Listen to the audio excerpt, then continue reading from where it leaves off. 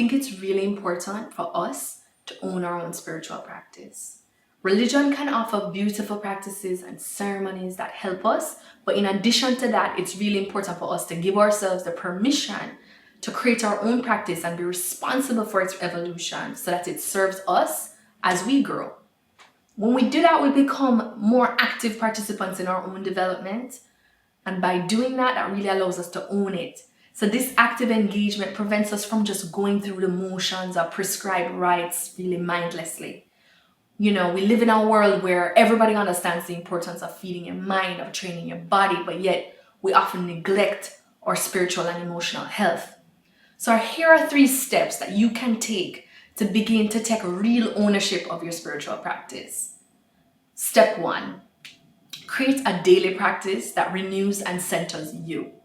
So for me, that involves, waking up in the morning, reading some biblical scripture, reading motivating literature on whatever topic appeals to me that I find on the internet, for example, which fills me up, praying, which helps me process what I've read, and then meditating, which really helps to just empty the mind.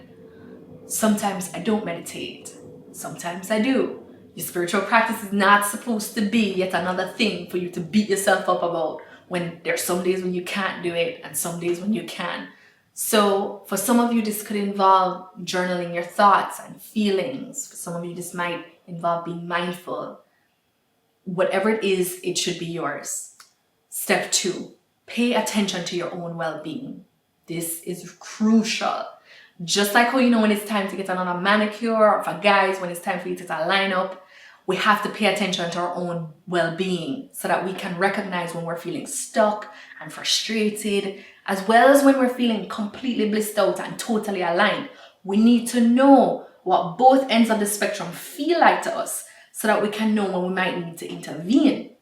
Step 3, create your own retreat when you need it. Don't wait for your church family or anybody to organize a retreat that you then jump on. Take a retreat when you need one.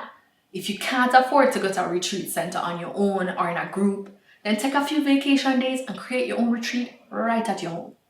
Retreats are a really great way for you to rejuvenate, clear any negative energy from your life, and give some focused attention to issues that you may be struggling with, or that are, if you're at an important crossroads in your life, a retreat can be really helpful. So when you're feeling stuck, you're feeling like you're in a deep hole you can't get out of, you're running on the rat wheel at work and you're just not making any progress, and you just need to stop to clear your head and ask yourself questions that you might be avoiding, that's when you know it's time for you to take a retreat. You will not regret giving yourself this gift.